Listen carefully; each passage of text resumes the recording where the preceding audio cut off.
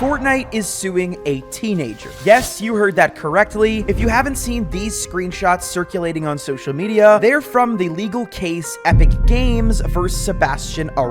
Epic Games, of course, being the parent company of Fortnite, and Sabortian, some of you might know, but under a different name. He uses the gamer tag Sabortian. This lawsuit accuses Sabortian of cheating in Fortnite. And for those of you wondering why Epic Games would go all the way as to sue someone just for cheating in a video game, well, he wasn't using these cheats in public matches. In fact, he was using them in competitive play to gain an advantage and earn thousands of dollars in tournaments across multiple accounts over a series of months. And with Epic's lawyers having Sabortian in their sights, he has completely disappeared. Now, after reaching out to Sabortian, his previous teammates, and his friends, I have only heard back from a couple of them who have all declined to comment because they're scared that Epic Games is coming after them too. Today, I'm going to be telling the entire story of Sabortian and his lawsuit versus Epic Games.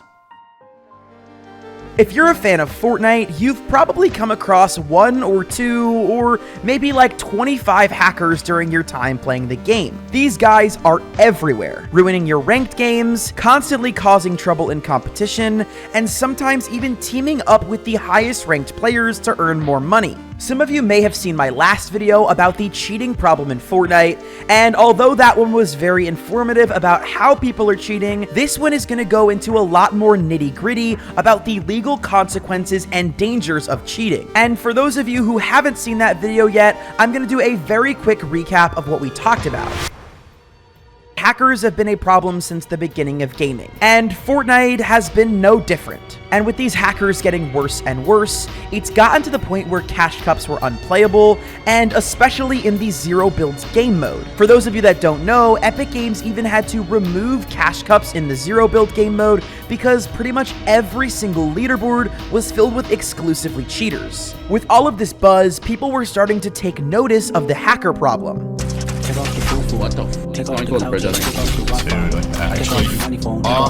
We've now had a lot of pros play with people who have been accused a lot of cheating. This guy can literally shoot through walls. You just...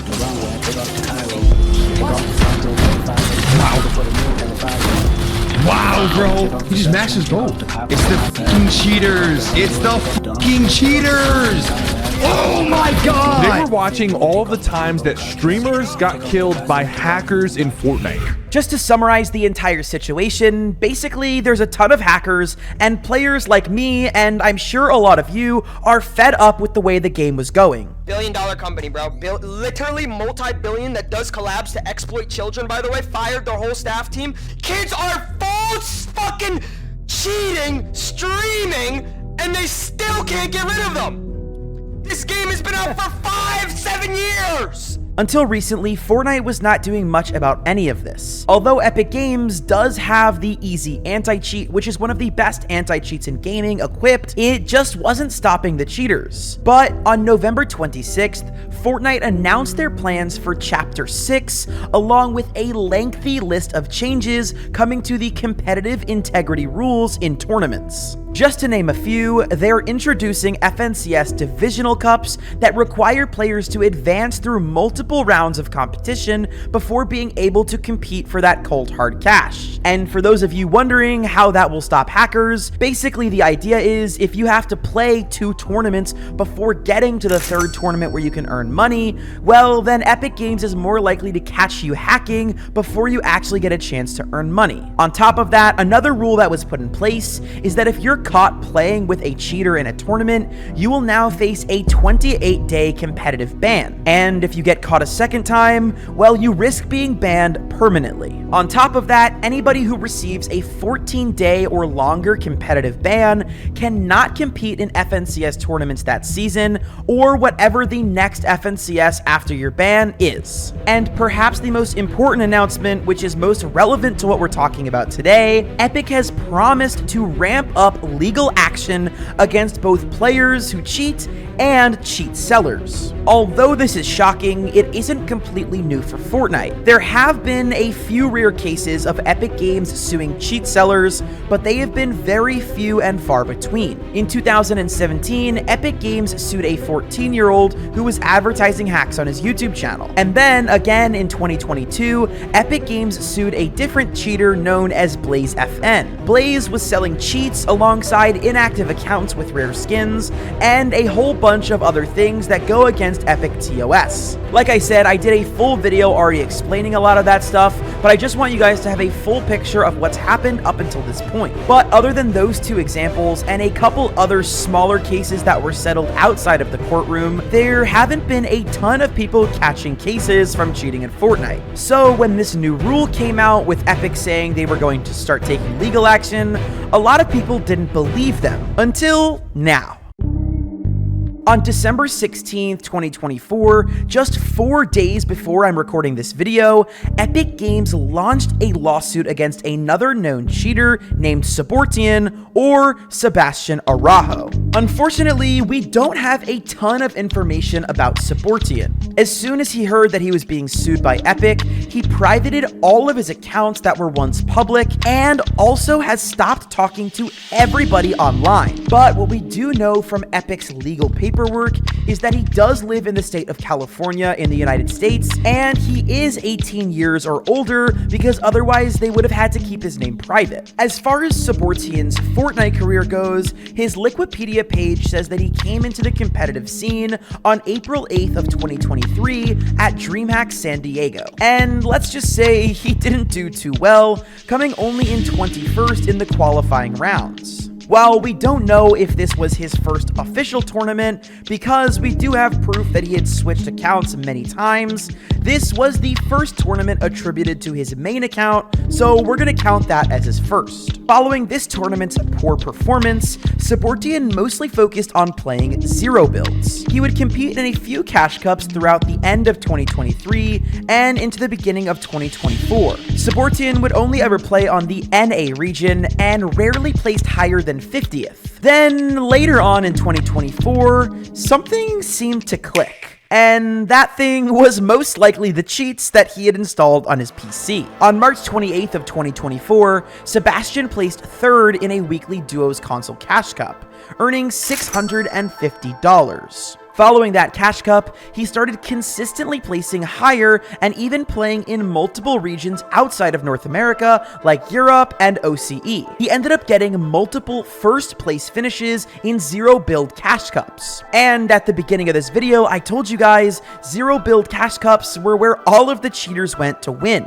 And while Sebastian's official Wikipedia page only lists his earnings at $4,650, he was known to have a variety of burner accounts. That way he could play tournaments without getting banned. Or sometimes he would get banned and then just move on to playing on another account with a VPN. So with all of this being said, and some of the personal statements I have heard, I would estimate that the total amount of money that he made is almost $50,000 from hacking in Fortnite. And as a legit player myself, this is hugely frustrating. Knowing that every single cash cup, I'm going to be going up against a ton of hackers trying to steal as much money as possible, it kind of makes me feel hopeless getting into the competitive scene. How are young players or old guys like me supposed to practice or even attempt to make a name for themselves in competitive if they keep getting ran down by aimbotters every cash cup? Obviously, many people were annoyed at hackers in general,